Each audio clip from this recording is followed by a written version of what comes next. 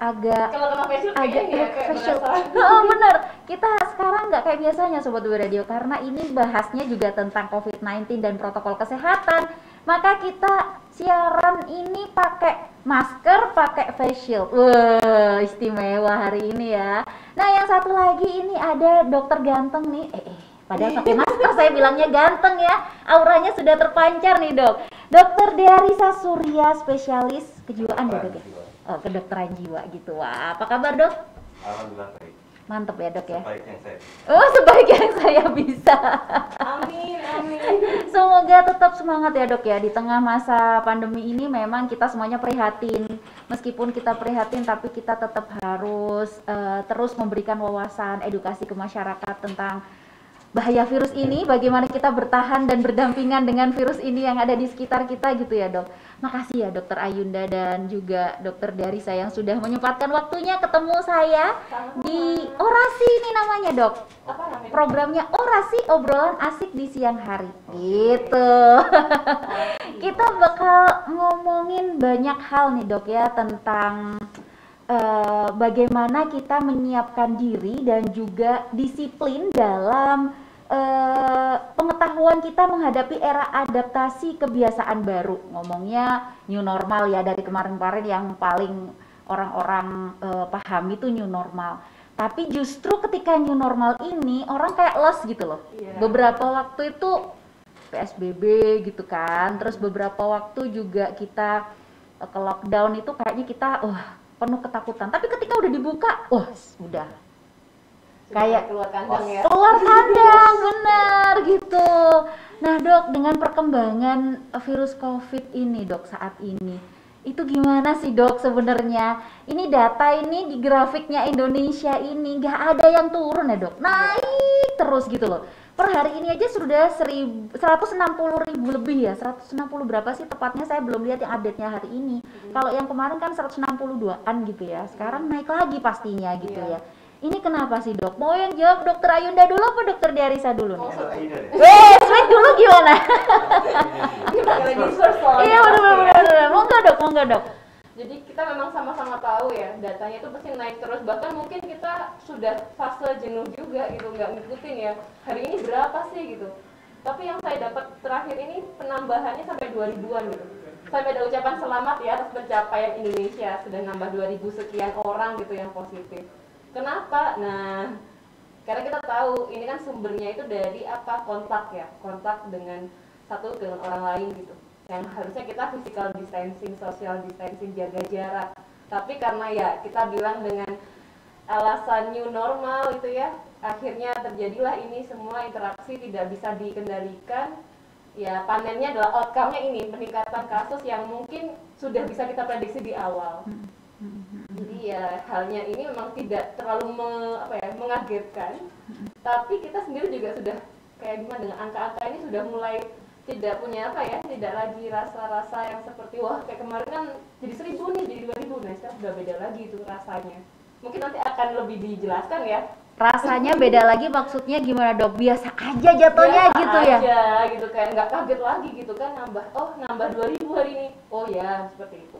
Tapi beda sih ceritanya kalau misal yang kena itu adalah saudara kita sendiri, gitu, teman kita sendiri yang memang kontak dengan kita, itu rasanya langsung kaget.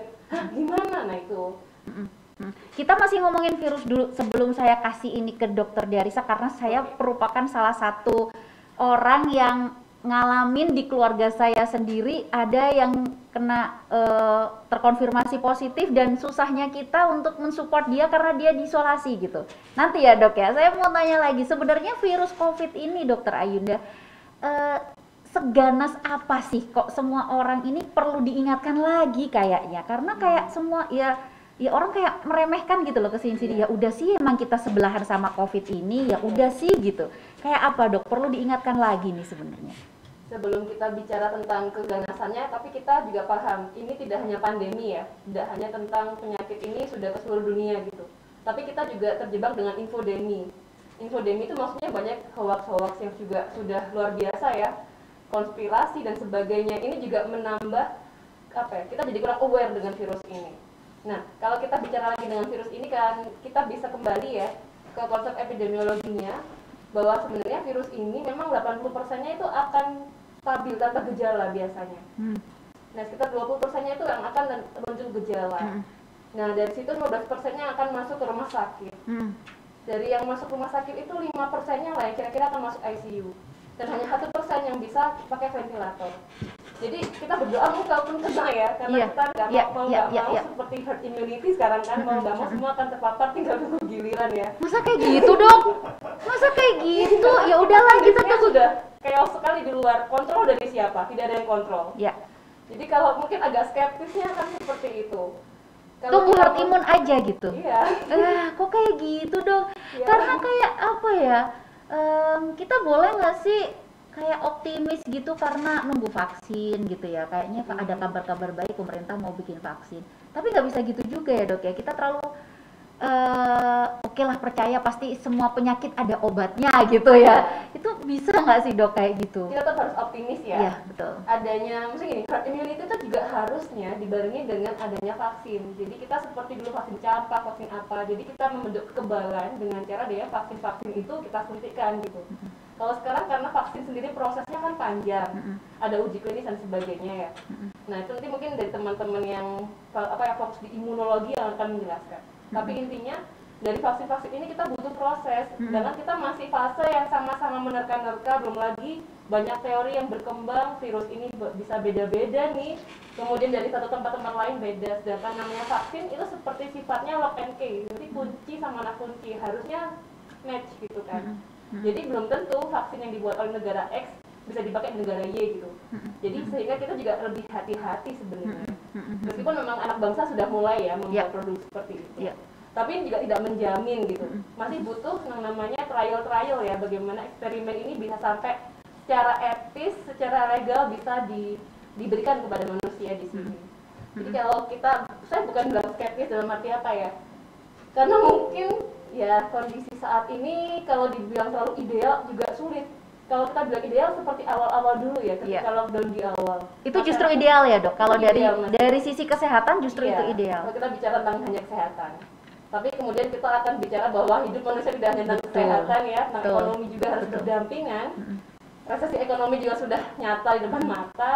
Maka kita diminta untuk berdampingan bagaimana solusinya. Nah ini mau nggak mau ada bentrok memang. Kalau kita bicara kesehatan dan ekonomi kesehatan ini hal yang kadang itu memang agak bertolak belakang. Tapi kita juga sambil mencari celahnya bagaimana bisa berdampingan ya. Iya dokter. Nah ini saya mau ke dokter Diarisa, balik lagi ke kebiasaan baru yang membuat orang jadi meremehkan gitu ya dok ya. Jadi agak ya sudahlah, orang kita memang ini, tadi dokter Yuda aja bilang kita nanti nunggu herd imun aja deh gitu, wah sedih sudah. Tapi ya mau gimana lagi ya, kondisinya seperti ini. Kalau dokter memandang dengan peningkatan jumlah yang terus naik dan tidak ada awareness yang gimana-gimana dari masyarakat, seperti apa dok dari sudut pandang dokter sebagai spesialis kedokteran jiwa? Jadi kalau kita lihat ketika kondisi ini ya, ngomong secara umum aja, ketika kena stresor, seseorang itu kan respon awal dia bisa fight atau flight, dia bisa melawan itu atau bisa pergi dari situ atau bisa menolak itu. Bahkan kalau kita kenal ada fase denial. Itu yang sampai sekarang sepertinya masih belum berlalu di masyarakat kita. Fase awal, fase denial dan fase anger itu belum berlalu. Sehingga yang muncul banyak hal yang kita lihat secara psikologis pada masyarakat itu mereka terbagi jadi dua kutub. Satu yang sangat takut, satunya yang sangat abai. Kebanyakan kan masyarakat berada di antara itu. Kita cenderung yang mana? Ada yang orang benar takut, ada yang benar-benar abai. Permasalahannya adalah nyambung yang disampaikan Dr. Ayunda tadi, ada infodemik ya. Jadi banyak sekali informasi di masyarakat yang tidak pas, sehingga tapi masyarakat ingin percaya itu karena orang itu kan yang paling bisa dia tangkap adalah apa yang sesuai dengan apa yang dia percaya. Yang ingin dia percaya adalah ini konspirasi nih, ini virusnya nggak seganas itu nih, ini virusnya macam-macam konspirasi. Dan akhirnya yang muncul adalah karena mereka percaya itu, ya makeup, ngapain sih pakai masker, ngapain sih pakai face shield, ngapain sih cuci tangan, terus kayak biasa aja. Kalau mau ke rumah sakit ya pakai masker karena ada tulisannya kalau nggak pakai masker nggak boleh masuk rumah sakit. Tapi ke pasar ya maskernya Buka lagi. ini Ditaruh di leher. gitu ya. Jadi memang kayak gitu. Kayaknya infodemik dan situasi seperti itu tidak hanya kita alami di Indonesia, tapi juga di beberapa negara yang lain juga. Kalau nggak salah di Amerika itu bahkan kalau kita lihat sekitar sepertiga masyarakat itu mereka tidak percaya bahwa COVID ini sesuatu yang nyata, atau mungkin kalau nyata pun tidak seheboh yang digembar-gemborkan. Di Jerman juga kayak gitu sama. Sebenarnya ini infodemik ini juga seluruh dunia ada. Global. Cuma ada yang menarik bahwa ada beberapa negara yang sudah turun mulai landai, tapi Indonesia belum. Bahkan kalau ada yang bilang bahwa puncaknya aja belum lihat. Iya. Kok serem sih dok? Ini mau sampai seberapa? Jadi kalau beberapa waktu lalu baca-baca juga kan gitu, kita bisa dapat herd immunity itu ketika yang dapat itu sekitar 60% gitu nggak sih dari angka yang seluruh penduduk gitu nggak sih dok? Kalau saya nggak paham ya, mungkin teman-teman dari epidemiologi. Iya, tapi kan kayak gitu berarti kan separuh lebih dari penduduk kita 240 juta yang dibayangkan, 240 juta, 120 juta minimal yang positif. Tapi kita nunggu masih lama berarti. Jangan dong dok gitu. Jadi nah betul. Nanti kita pastinya kita bakal ini ya dok ya, ngobrolin lagi tentang bagaimana cara-cara kita mempertahankan diri dari virus ini. Kita hidup berdampingan, kita bergaul dengan mereka di sekitar kita nggak tahu. Kayak kita tuh musuhnya itu kalau perang tuh kan kalau kelihatan tuh enak ya dok ya. Ini nggak kelihatan virus besarnya seberapa gitu kan, kita nggak kelihatan sama sekali. Jadi ya yang harus kita lakukan ya memang harus waspada itu menjaga dirinya harus gimana, tentu dengan protokol kesehatan ya dok. Next segmen berikutnya kita akan ngomongin tentang protokol kesehatan ya. Sobat UB Radio jangan kemana-mana, stay tune terus di 107,5 UB Radio, media cerdas dan inspiratif. Kita masih ngobrol bareng tentang bagaimana kita meningkatkan pengetahuan dalam menghadapi era adaptasi kebiasaan baru bareng Dr. Ayunda dan juga Dr. Dearisa.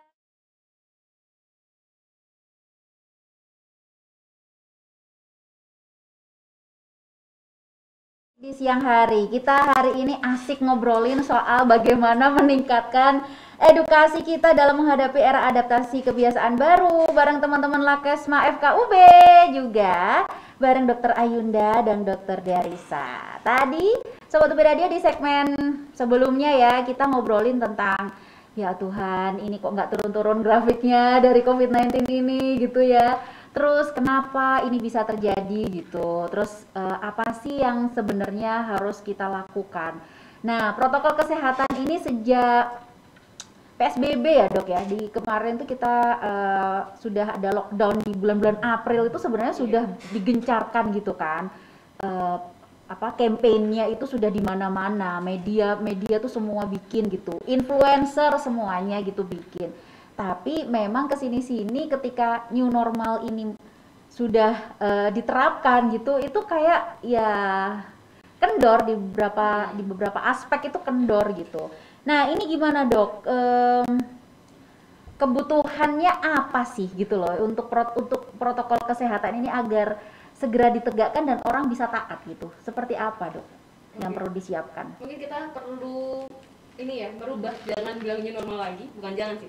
Kita sama-sama sepakat bahwa istilahnya sudah berganti ya menjadi kebiasaan baru, adaptasi kebiasaan baru, AKB, bukan AKB48 ya. Oke.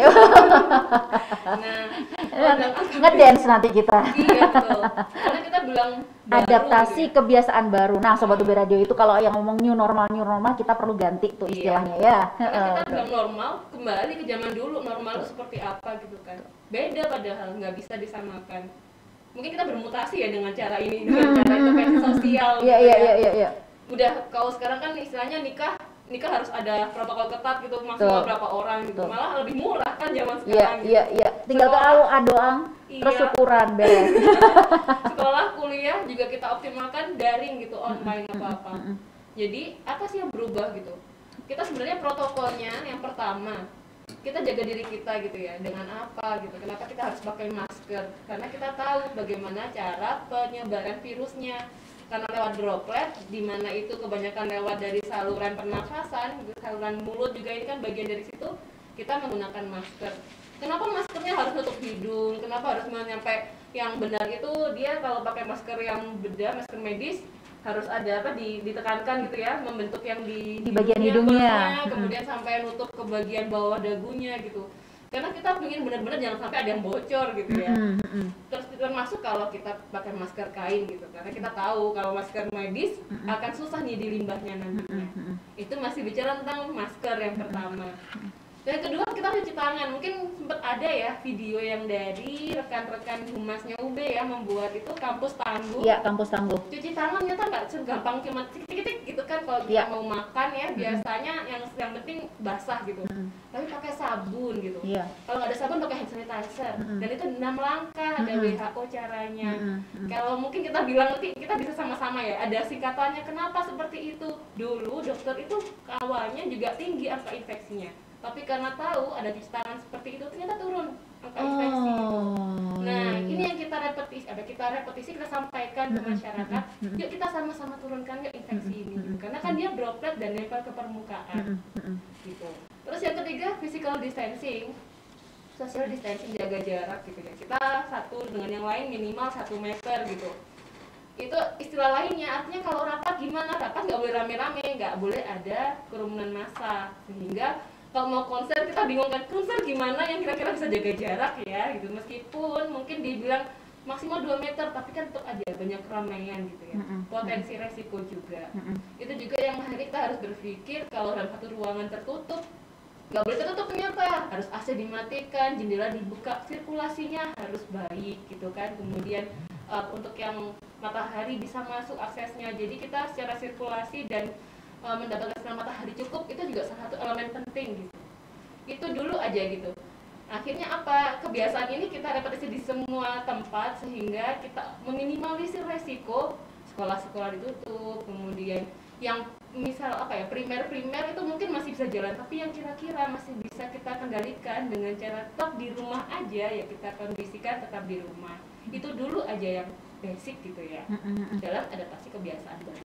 Oke, pakai masker ya dok ya, terus kemudian kita cuci tangan, jaga jarak gitu 2 meter ya dok ya. Kalau dulu kan ininya 1 meter, rupanya sekarang 1 meter tuh nggak cukup, paling nggak 2 meter 2 gitu. meter ya sekarang.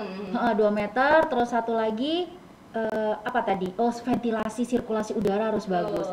Nah masalahnya dok, ini gedung-gedung sudah pada dibangun, settingannya settingan AC gitu kan. Nah itu gimana dok kalau kayak gitu? Nah itu kan harus disesuaikan. Kayak ruangan kita di sini juga kan sebenarnya kalau studio dengan harus kedap udara ya ditutup semua, kita pakai AC, AC-nya naik itu kan gimana ya dok? Itu kan juga agak susah juga. Nah ini memang salah satu tantangan kita yang paling besar ya, karena untuk modifikasi bangunan nggak segampang betul gitu ya. Betul. Tapi setidaknya mungkin kita bisa membuat aliran negatif gitu ya. Maksudnya kita mungkin gain blower bagaimana yang dari dalam bisa keluar. Terus habis itu tetap kita optimalkan sirkulasi udara, dibuka jendela-jendela, pintu-pintunya.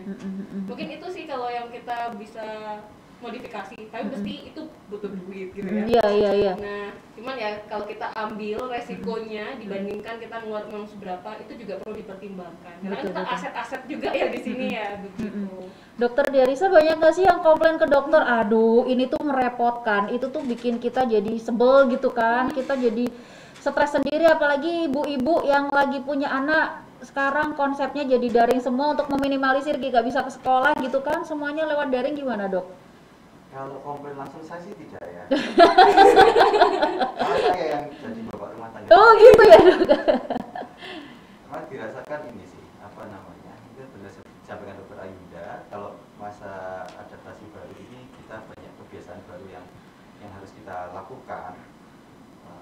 Dan satu hal sebenarnya, karena kita nggak bisa mengendalikan keadaan, yang bisa kita jangkau itu ya minimal diri kita sendiri dan di sekitar kita, itu saja. Jadi kita tidak perlu untuk memikirkan negara ini seperti apa, atau masyarakat yang lain di pasar kok nggak pakai masker tuh nggak usah marah-marah. Iya benar. Yang bisa kita lakukan adalah apa yang ada di sekitar kita, contohnya minimal diri kita sendiri dan keluarga.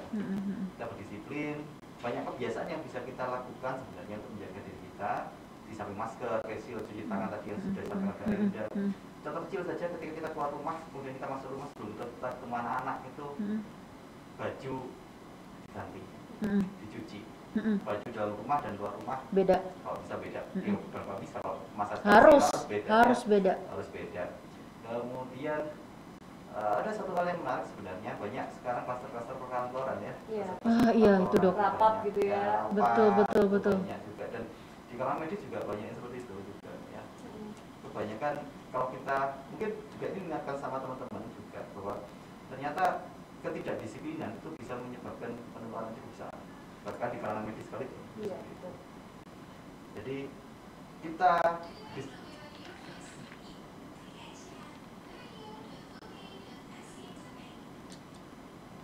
yang bisa kita kendalikan respon kita sebenarnya, dan kita tidak perlu memikirkan yang banyak-banyak, yang jauh-jauh, tapi hanya bisa kita lakukan sendiri seperti itu. Jadi memang berawal dari diri sendiri dulu, kita disiplinkan gitu ya, baru kita juga mengundang orang lain, mengajak orang lain untuk ikut disiplin juga dalam adaptasi kebiasaan baru. Aduh, saya harus menyesuaikan diri juga beradaptasi dengan istilah itu, Dok. Adaptasi kebiasaan baru. Karena Karena beradaptasi bilang adaptasi ya. iya, benar-benar beradaptasi bilang adaptasi kebiasaan baru gitu ya. Saya tertarik dengan klaster di kantor, kan ya teman-teman juga di UB ini juga banyak, kalau misalkan universitasnya ini pembelajarannya semuanya daring, tapi tendik-tendik dan dosen kan tetap harus masuk gitu. Terus tetap harus membuat rencana-rencana pembelajaran seperti apa gitu ya. Nah, ini gimana, Dok, cara-caranya supaya tidak terjadi penularan dan penyebaran virus ini di perkantoran gitu? Ini sama sih, disiplin ya sebenarnya. Disiplin. Sebenarnya kalau kita masuk kantor di bawah sudah ada hand sanitizer atau cuci tangan. Kita buka cuci tangan. Kemudian, nah ini mumpung kita ada di ruangan yang tinggi gitu ya. Iya. Saya mau diet, mau menguruskan badan tuh, terus masa yang bagus sebenarnya. Karena Naik Karena turun tangga. tangga. oh, jadi jangan naik lift ya, Dok? Ya boleh sih naik lift, karena Tapi- kita juga ada harus menghadap Iya, ruangan, iya, gitu betul. kan. Kalau kita naik tangga itu kan lebih aman sebenarnya. Ah, gitu. Nah, Sobat UB Radio, kalau yang lagi di perkantoran atau di tempat-tempat yang bergedung gitu ya, yang tinggi banget gitu, mending naik tangga. Tapi kalau tangganya itu gedungnya lantai 2 masih enak, Dok. Kalau lantai 10, Dok. Ya itu makanya kalau lantai 10 sih ya tetap pakai Lift cuman gitu. sesuai dengan aturannya saja. Oke, Tentunya baik. saling berhadapan. Setelah kalau mungkin yang bagus mungkin ada, contohnya kami di rumah sakit Sewa Anwar Ya. itu ada ruangan yang kita kalau mau mencet lift itu tidak mencet pakai tangan tapi mencet pakai sensor. Nah, Wah, itu menarik. ya. Pak Rektor, kalau Pak Rektor dengar liftnya diganti sensor gitu, Pak. Yes, gitu. Ini siapa nih yang sarpras? Pak WR2? Waduh. Sekalian ya, Dok ya. Iya. Baik, Dok, kalau misalkan ini masker nih, ya. Masker itu kan kadang-kadang kita itu pakai masker kalau di luar rumah aja atau di luar kantor. Ketika udah taruh di masuk nyampe nih ke tempat tujuan atau dari jalan terus masuk ke ruangan gitu. Udah maskernya dilepas. Terus kalau ketemu ya udah jaga jarak aja, maskernya nggak usah dipakai. Biasanya kayak gitu kan, Dok. Iya. Gitu. Jadi kayak masker tuh kalau di luar aja, kalau di sini kalau di luar dalam ruangan udah nyampe tempatnya udah nggak usah pakai masker lagi. Itu nggak salah ya, Dok ya? Iya, itu inkonsistensi. Justru itu yang jadi salah satu sumber penularannya. Karena kita nggak sadar. Bahkan sekarang dibilangnya sebenarnya, oke aku udah pakai terus kok, tapi pas makan aku buka dong gitu. Nah, itu juga jadi satu, kalau di tracking ya, sekarang ternyata justru itu salah satu potensinya. Oh, itu yang kemarin di Instagram juga banyak tuh, Dok, yang beredar bahwa di Korea apa di mana tuh ya, Oh, yang iya, satu Starbucks orang, itu ya. Starbucks itu satu orang bisa menularkan ke 56 apa 58. Berapa gitu ya? Yang 50-an pertama pokoknya. 20 berapa sekian Heeh, itu, kemudian ada heeh. second ini ya, second Iya, wave-nya dari iya, yang iya. tahap pertama itu. Iya, betul. Itu bener banget. Karena apa? Ini aliran dari AC-nya kan dia muter terus kan, apalagi kalau nggak ada filternya ya. Jadi dia makin yang awalnya droplet mungkin sekitar hanya 1 meter 2 meter terbawa jauh nih oleh aliran AC. Wah, susah tuh. Dan ini juga mungkin bisa jadi concern ya bersama. Tapi makan di tempat gimana, Dok? Kan kalau take home berarti ya. oh iya, Ya take udah, jadi away, puasa take dulu away. di rumah, take away. take away. Ini juga padahal kemarin-kemarin itu industri rumah makan itu kan lagi seneng banget ini kan, apalagi Iya. kemarin dari Kemenparekraf yang apa sih yang ekonomi kreatif itu loh, Dok. Iya. Itu kan buka bahwa mereka itu ada kebijakan akan ngelabelin rumah makan dan restoran yang sudah melakukan protokol kesehatan, sudah menetapkan protokol kesehatan. Tentu ada standar-standar yang ditetapkan di situ sih gitu. Iya. Tapi kan berarti nggak masih susah gitu Iya, loh. tidak Tidak menjamin menjamin gitu loh. keamanan gitu. Betul. Lah ini agak susah juga ya dok. Ngomong-ngomong masih soal masker nih. Ini tadi kan Iya. kalau kita makan masker dibuka. Nah berarti masker ini seberapa efektif dok? Antara masker medis sama masker kain. Itu seperti apa dok? Kan kadang-kadang masker kain cukup lah gitu, asal jaga jarak gitu. Atau kita pakai masker medis tuh paling aman deh gitu. Itu gimana dok? Perbedaannya seperti apa dok? Jadi kalau kita bicara tentang masker medis, biasanya kan dia sudah ada berapa persen sih dia akan bisa menghalangi benda gitu ya. Dia bisa memproteksi berapa persen. Nah kalau seperti masker N95, 95% itu. Masker medis juga saya memang tidak seprotektif yang N95. Kalau kita bilang kain, nah ini juga harus ada ujinya nih. Kalau kita bilang evidence-nya itu apa gitu. Masker kainnya kan macam-macam, ada katun, ada macam-macam. Itu mungkin harus, saya belum tahu ya. Tiap-tiap kain seperti apa dayanya, sehingga orang-orang punya inisiatif untuk double aja atau tiga lapis sekalian gitu kan, sehingga sampai buat intinya kalau buat nafas ya, buat nyebul tuh nggak yang tembus ya gitu. ya. Saya kalau beli pas ini juga masker ini kan, pas waktu beli juga katanya kalau ditiup api nggak keluar berarti aman gitu kan, lebih saringannya itu secara kecil. awamnya ya. Oh awamnya kayak gitu ya. Tapi Sebenarnya kan itu nggak harusnya menjamin ada ya dok? uji tersendiri nih untuk bisa lihat partikelnya masih bocor atau enggak gitu ya. Cuman memang saya belum baca dan bagaimana membedakan katun dan sebagainya. Katun aja banyak macamnya ya, kayak gitu. Tapi itu sebuah upaya ikhtiar sih daripada nggak sama sekali iya, gitu betul. Jadi bukan nggak masalah ya dok ya, pakai masker kain juga. Pokoknya kita benar-benar sudah mengupayakan gitu ya, mengupayakan untuk itu. Tapi kan kalau ini ya bentuknya yang stretchy itu ada yang apa namanya, yang kalau ditaruh Scuba itu kan. itu juga takutnya ini kan dia partikelnya bisa ini ya molor gitu. Wah dokter pakai tuh yang scuba tuh. Dokter dia bisa. Beda lagi yang dia nempel sekali, bentuknya bisa nempel ke hidung tuh.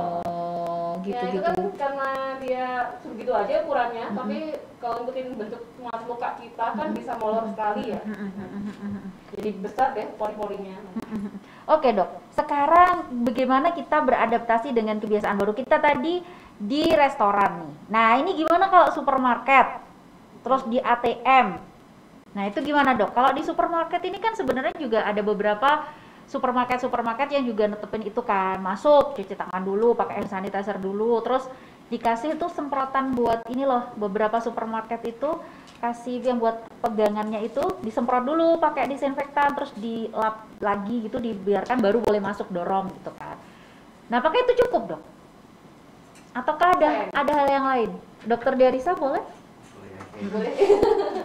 Baik, yang bisa kita lakukan adalah meminimalisir risiko, tapi kemudian tidak bisa jadi nol sama sekali, tidak bisa. Yang meminimalisir saja. Jadi segala tindakan yang kita lakukan, walaupun di rumah sakit sekalipun, itu kan tidak bisa kemungkinannya nol infeksi kan nggak mungkin. Tapi yang kita bisa lakukan meminimalisir, itu yang dilakukan di supermarket. Ya. Tapi dengan seperti itu pun coba dilihat berapa banyak masyarakat yang patuh. Contohnya kalau kita ke supermarket yang besar, oke lah kayak gitu. Indomaret saja yang paling banyak disebut merek ya.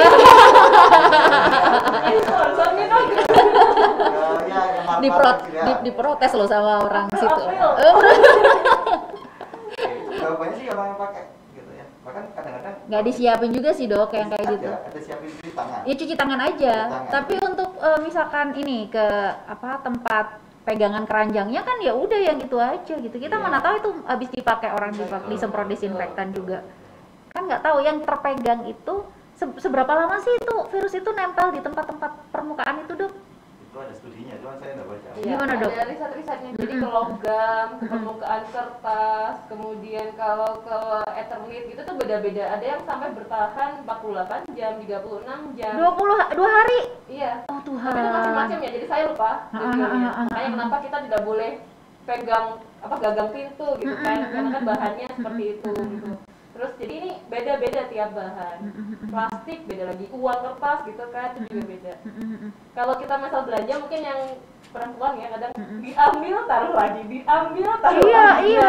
Gitu, Kan pilih-pilih juga. dok. Iya. Kan pilih. Belum kalau cewek itu kan detail gitu ya. Ini ada Dan kayak Kemasan. baris yang dilewatin. iya gitu kemasannya ini udah bener, ini bagus nggak ya, terus dibandingin sama produk yang ini dijajarin gitu. Iya betul. Aduh, ya itu juga itu resiko, kita nggak tahu habis dipegang siapa dan kita megang apa.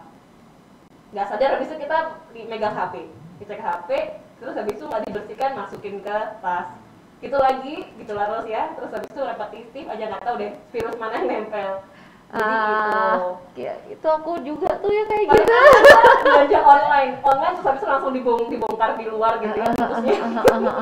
Jadinya sekarang ada pola ini ya Perubahan. belanja pakai less kompak gitu ya, kita pakai online apa gitu yang mungkin satu kota gitu, beli sayurnya online, namanya online gitu, sehingga ini jadi potensi baru sih untuk market yang ini ya, ekonomi bisa naik lagi ya, bisa jadi ini adaptasi kehidupan baru kita ya, bentuknya seperti itu. Tapi kalau misalkan gini, kita nggak mungkin dong kita nggak pegang kayak pintu yang di situ tuh dok, nggak mungkin kalau nggak dipegang dan Iya. didorong gitu kan, itu pasti kita pegang kan dok. Nah itu kalau misalkan habis pegang terus langsung pakai hand sanitizer gitu, aman nggak dok? Insya Allah. Insya Allah. Jadi dari tadi tuh kayak kita ngobrol dari segmen pertama tadi tuh dengernya saya tuh ya meminimalisir, mengupayakan gitu ya, Iya. itu mencegah, tapi tidak benar-benar menjamin bahwa itu benar-benar Betul. clear gitu. Anda kita Dok. bisa lihat virusnya ya, kita Oh, nggak bisa gitu. lihat soalnya. Iya itu dok. Makanya kedisiplinan itu Ya. wajib ya dok ya. Baik dok.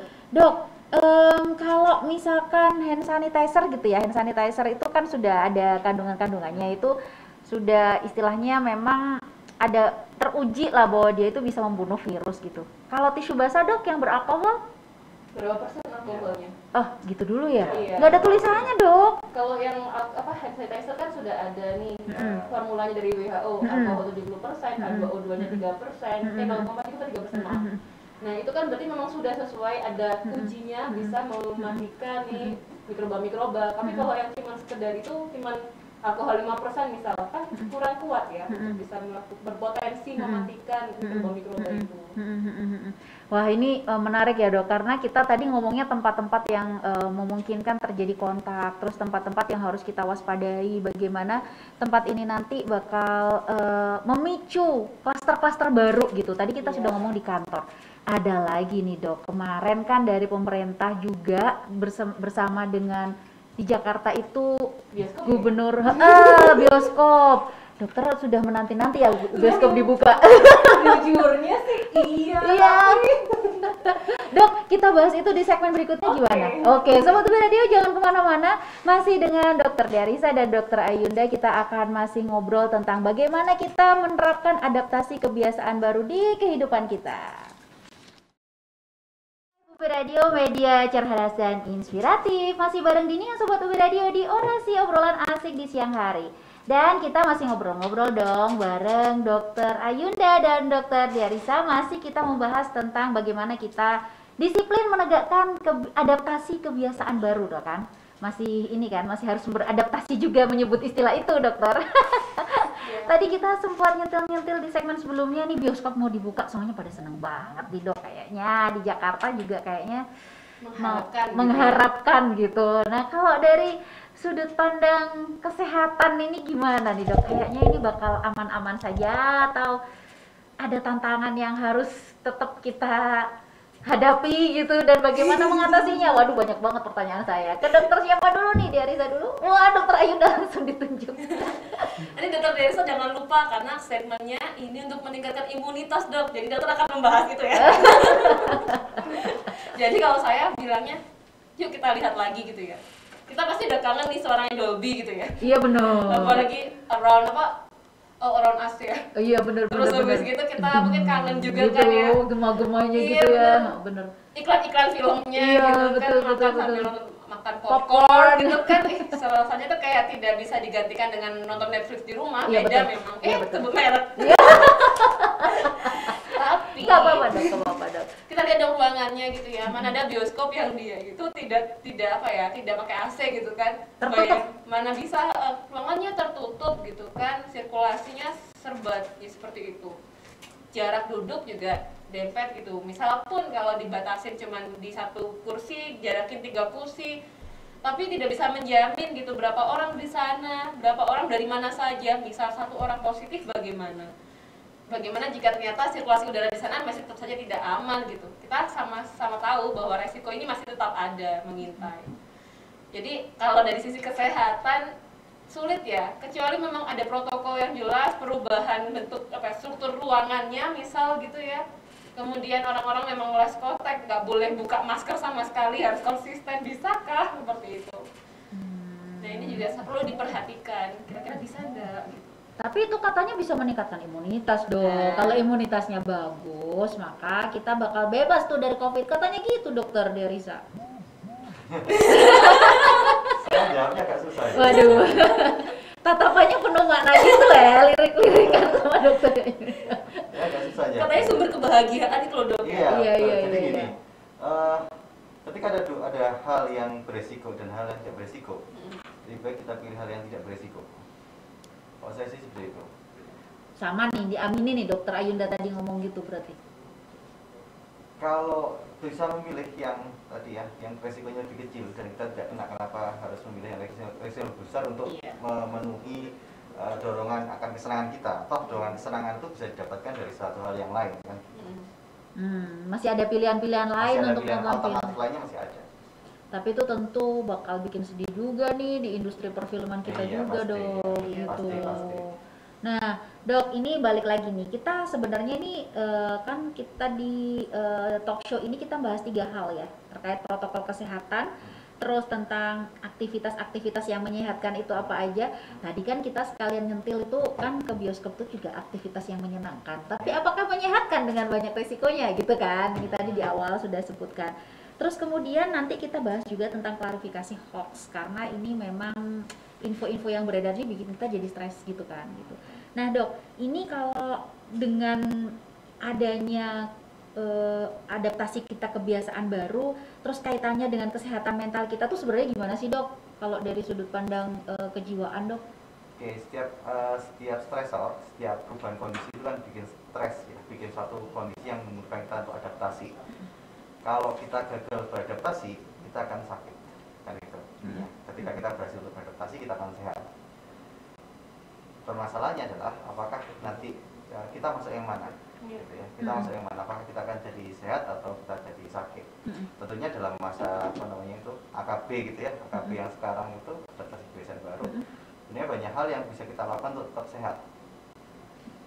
Contoh paling gampang adalah kalau sehat secara fisik sih tadi sudah dibahas tentang protokol kesehatan. Kalau sehat secara mental ada istilahnya satu mungkin yang ini paling penting sebenarnya pada beberapa orang yang rentan bisa dilakukan news diet. News diet, wah ada baru nih. Gitu. Gimana itu news diet itu dok? Jadi kita kan masing-masing tahu ya kita punya kekhawatiran, kita punya kecemasan. Kalau coba kita lihat diri kita masing-masing, pada orang-orang yang memang beresiko tinggi untuk mengalami kecemasan ketika dengar beritanya COVID, nanti nggak usah nonton berita. Nah, contohnya gitu. Contohnya orang-orang Itu kayaknya saya dulu gitu deh dok. Jadi pas awal-awal dulu masih lockdown itu, tiap saya dengar itu tuh badan saya jadi gatal-gatal dok. Iya dok, jadi tiba-tiba merah-merah gitu loh. Iya. Nggak, aku makan apa gitu, padahal nggak makan apa-apa, saya nggak ada alergi apa-apa, tiba-tiba gatal muncul ruam-ruam.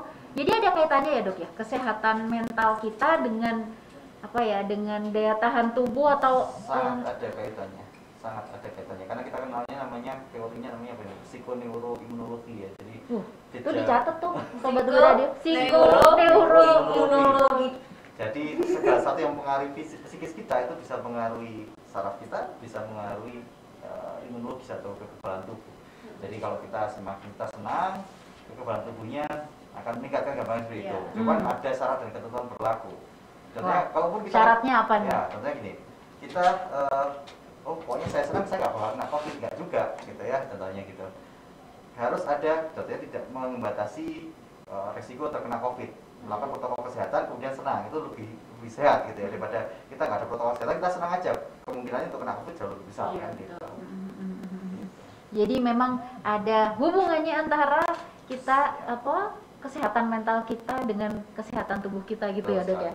Nah dok, kalau misalkan nih sekarang kita sudah tahu nih kita sekarang ini berada dengan virus itu gitu, tapi rasa takut itu kadang-kadang membuat kita jadi waspada nggak sih dok gitu? Karena kalau misalkan kayak tadi ya dokter bilangnya kita diet news ya tadi ya, jadi news diet gitu, jadi kita nggak perlulah tahu itu info-info yang bikin kita jadi stres gitu. Tapi sebenarnya dengan adanya rasa takut dan kekhawatiran itu, menurut saya kok bagus gitu ya dok, karena itu membuat kita jadi hati-hati, itu membuat kita jadi waspada. Komentar dokter gimana? Waspada boleh, takut jangan. Nah, gitu ya? Ya, jadi waspada boleh. Bedanya apa dok? Kalau takut itu kan kita jadi, contoh gini, kalau orang takut itu pernah tuh dengar yang di berita di meme di luar negeri itu ya, ada orang ke supermarket dia pakai baju APD. Nah, itu APD lengkap, bahkan yang level berapa itu? Level 3 kayaknya itu. Yang dia sampai pakai Pakai hazmat, pakai Nah, itu enggak. Itu takut tuh. Oh, itu takut. Waspada. Kita bisa kok, tetap bisa interaksi seperti ini, tetap bisa melakukan aktivitas sehari, cuma menggunakan protokol kesehatan, itu orang waspada. Tapi bukan orang yang takut. Beda sekali itu. Ya, takut, waspada boleh, takut jangan. Nah ini ada lagi nih, ini ada beberapa hal yang sekarang lagi jadi tren itu kan goes dok. Ya. Sepedaan gitu. Iya. Nah sepedaan ini kan sebenarnya ya menyehatkan kan, karena kita salah satu cara untuk meningkatkan imunitas kita itu berolahraga teratur gitu. Betul. Tapi kemudian goes ini jadi salah satu tren juga gitu kan. Betul. Nah kemudian ada komunitas-komunitas goes nih muncul, terus ketemuan. Iya. Gitu. Terus mereka ngumpul. Lupa gitu. nggak pakai masker. Nah kan ada juga nih dok, kabarnya kalau berolahraga terus kita pakai masker itu aliran udara itu nggak bisa terserap gitu loh, dan bahaya nggak sih dok kayak gitu? Dokter Ayunda biar bisa jelasin dok. Oke, sebenarnya ini kita juga harus mawas diri ya. Artinya tiap orang itu punya mungkin penyakit bawaan, misal dia punya asma atau mungkin dia kondisinya memang sedang tidak enak badan, itu jangan dipaksakan. Kenapa? Kita tahu kalau menggunakan masker berarti aliran udara itu kan memang agak terbatas ya. Sedangkan kita kondisi olahraga dan sebagainya, nggak usah goes dan kita lari gitu ya, kecepatan berapa, kan ngos-ngosan itu ya. Ditambah dengan kondisi kita mungkin akan keluar banyak dehidrasi, kemudian tambah panas tubuh meningkat, ditambah lagi pakai masker, ya mohon maaf gitu, lama-lama pingsan juga. Nggak usah gitu, orang di rumah sakit pakai hazmat pun bisa pingsan gitu kan, dehidrasi gitu kan. Nah artinya kita harus paham gitu, kalaupun memang harus dibuka maskernya, seperti apa kondisinya gitu. Jangan menambah resiko lagi dengan cara nggak apa-apa dibuka dekat orang banyak gitu ya, karena sama-sama capek, sama-sama ngos-ngosan, tapi kita tidak tahu orang sekitar kita itu apakah aman begitu. Artinya kembali lagi kepada diri kita masing-masing. Pun juga kita goes gitu ya, kalau memang dia kondisinya lagi batuk gitu ya, dipaksakan goes gitu. Terus kan ada udara dari depan ya, mengalir ke belakang gitu, dropletnya ke belakang juga gitu kan, bisa nyebar sana-sana. Iya. Mungkin salah satu hal yang perlu dipertimbangkan. Kalau memang kondisi aman, fit dan bisa konsisten ya, misal juga mungkin menggunakan masker yang oke, masalah apa untuk melindungi proteksinya berapa persennya itu, dan memang tidak ada keluhan dengan pernafasan, saya kira tidak masalah ya. Kalau aktivitas lain sebagai pilihan, misalkan kalau nggak olahraga ringan aja ya dok. Dan nanti ini kalau didengar sama teman-teman yang suka goes diprotes lagi nanti mereka. Tahu goesnya itu ini dia benar-benar yang ke alam, dia sendiri nggak usah rame-rame orang. Oh gitu tuh boleh. Kan tidak memberikan resiko kepada yang lain gitu ya. Iya. Jadi kalau kayak gitu masih sepi aja bang. Dokter Derisa ini kayaknya masih berpikir apa gitu yang mau ada apa dok? Enggak, masalah goes itu ya. Iya. Goes itu ini kan masalah tren ya, karena itu dia cepat hilang. Gitu ya. Tren itu cepat hilang, jadi ya enggak apa-apa goes, itu enggak masalah. Tapi memang sekali lagi tetap mempertahankan protokolnya. Goes pun tidak masalah, menyehatkan, sangat menyehatkan, bikin senang juga kumpul banyak orang. Cuman protokol kesehatan tetap diberlakukan, gitu aja sih. Oke. Saya dikasih tulisan apa itu dari teman kelas Mbak nanti. Nanti Instagramnya sudah banyak pertanyaan yang masuk habis ini ya. Oke. Ternyata banyak yang terkumpul juga pertanyaan-pertanyaan dari Instagram nih dok. Nah ini ada lagi nih, banyak ibu-ibu yang membawa bayinya keluar atau lansia yang harus berjualan. Nah ini kan rentan nih dok, ibu-ibu bawa bayi dan lansia, mereka tuh sangat rentan sama virus ini kan dok. Nah ini gimana dok caranya? Dokter Diarisa. Gimana dok? Gak punya anak dok? Ya, sebisa mungkin ya. Contohnya gini, contohnya kalau saya pengalaman saya pribadi, saya punya anak yang sekarang bayi gitu ya. Jangan dia harus imunisasi. Ya, tetap kita bawa ke rumah sakit. Cuman kita, contohnya kita meminimalkan waktu kontak di luar. Jadi ngantri enggak? Ngantri contohnya. Contohnya ketika ngantri, oke lah kita tunggu di mobil atau seperti apa. Kita kalau bisa, kalau tidak butuh banget ke rumah sakit ya tidak ke rumah sakit, kita tidak butuh banget keluar ya tidak keluar. Intinya sekarang ini kita bisa lakukan adalah meminimalisir. Contohnya kalau ke pasar ya pakai masker lah, ya sesuai dengan protokol kesehatan. Intinya sih seperti itu. Dan pasar ini rentan banget sebagai klaster-klaster baru. Betul, ini ya virus. Ya, beberapa pasar juga ada di pasar kan gitu ya. Iya, sampai ada beberapa pasar yang ditutup ya dok ya, gara-gara banyak yang terinfeksi di situ gitu. Wah, jadi buat yang mau, emang enak sih dok. Saya sendiri mungkin karena saya orang imigran ya, dari anak analog gitu ya, dari orang analog ke digital gitu ya. Saya masih lebih seneng milih apa, misalkan milih tomat atau milih apa, barang-barang tuh dipegang gitu loh. Kan kadang-kadang kita nggak tahu yang online itu bener-bener bagus atau tidak, terutama yang buat makanan. Kalau barang nggak masalah gitu kan, misalkan produk-produk cuci atau produk apa, kita udah tahu pasti kayak gitu. Tapi yang perlu dipilih-pilih tuh memang enak banget kalau ke pasar milih pegang-pegang gitu.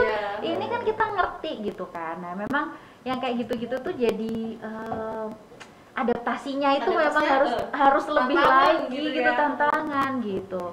Nah ini nanti saya juga mau nanya soal bagaimana kita tidak kan penderita COVID itu ada di sekitar kita. Jadi jangan sampai kita tuh kayak menjauhi gitu loh dok, apa namanya itu? Stigma terhadap penderita COVID itu jangan sampai membuat kita jadi menganggap COVID ini sebagai sesuatu hal yang dijauhi orangnya gitu. Yang kita lawan kan virusnya, bukan orangnya. Ini terjadi pada keluarga saya sendiri karena sepupu saya kan positif, terus kemudian dia diisolasi, dia pakai oksigen, dia sampai nafasnya harus luar biasa gitu ya. Dia 10 hari apa 14 hari gitu di rumah sakit itu. Nah, dia bilang ke saya, "Dek, masalah stres itu bukan hanya dialami oleh orang-orang di luar gitu, tapi yang paling stres itu pasien ini loh gitu. Dia sama sekali nggak dijenguk keluarga. Terus kemudian bagi perawat dan dokter pun datangnya ada waktu-waktunya. Beda kalau kita sakit biasa kan panggil perawat butuh apa datang, panggil apa perawatnya bisa datang sewaktu-waktu. Ini tidak gitu. Ada waktu-waktunya dia bisa datang untuk ngontrol gitu. Itu ada waktunya. Kita cuma dilihatin dari CCTV dan sendirian. Itu bener-bener yang dia tuh bener-bener bertahan secara mentalnya, dia tuh drop banget gitu. Semakin apalagi di awal-awal dok, kayaknya pikiran saya mati aja deh, kayaknya aku tuh nggak panjang umur deh, kayaknya ini akhirnya gitu. Kalau nggak ingat anak-anaknya itu, karena sekeluarga kena semua dok. Jadi karena dia sudah positif, suaminya positif, satu anaknya positif juga, yang satunya ini ternyata di swab dia negatif, alhamdulillah. Padahal waktu rapidnya dia reaktif gitu. Nah, ini yang kadang-kadang orang mungkin diingatkan dengan cara-cara ini kali ya dok ya. Oh, ini kayak gini loh rasanya kalau kita sudah jadi pasien positif itu, kesehatan mentalnya justru drop banget gitu. Dokter ngalamin nggak dok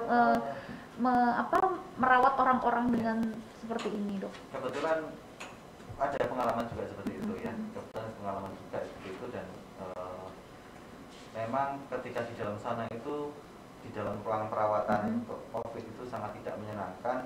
Pernah ada sampai gelisah ya, sampai marah-marah, beberapa pajak gitu ya. Pernah ada yang sampai ya mungkin tidak bisa tidur, merasa putus asa dan sebagainya itu. Memang pada waktu mereka dirawat, kesehatan mentalnya bisa sangat drop, dan itu juga bisa berpengaruh pada kondisi yang bersangkutan. Tapi ada beberapa tips yang bisa dilakukan. Salah satu tipsnya adalah kalau berdasarkan WHO itu adalah stay connected, ya, tetap terhubung dengan dunia luar. Walaupun tidak langsung, tapi juga bisa kita sekarang pakai HP atau media sosial, pakai ini video call, pakai itu mungkin juga cukup bisa membantu ya gitu, bener. Dan mungkin kalau itu yang diisolasi di rumah sakit ya dok ya. Kalau yang diisolasi di rumah gitu, di karantina di rumah, karantina mandiri gitu, tetangga-tetangga gitu jangan menjauhi gitu. Beberapa waktu itu ada himbauan nih dari, kan di tetangga saya juga ada yang positif. Jadi satu RW itu diminta untuk kayak dijadwal gitu loh untuk subsidi yang di karantina itu, entah bahan makanan atau yang makanan-makanan yang bisa diolah gitu, jadi ditaruh di pagarnya gitu dok, jadi mereka bisa tetap di dalam itu tetap bisa dapat support juga kan, seneng gitu, nggak dijauhin gitu, dan itu ningkatin imunitas juga ya dok ya? Jadi kita merasa merasa diperhatikan, Ya merasa disayangi. betul.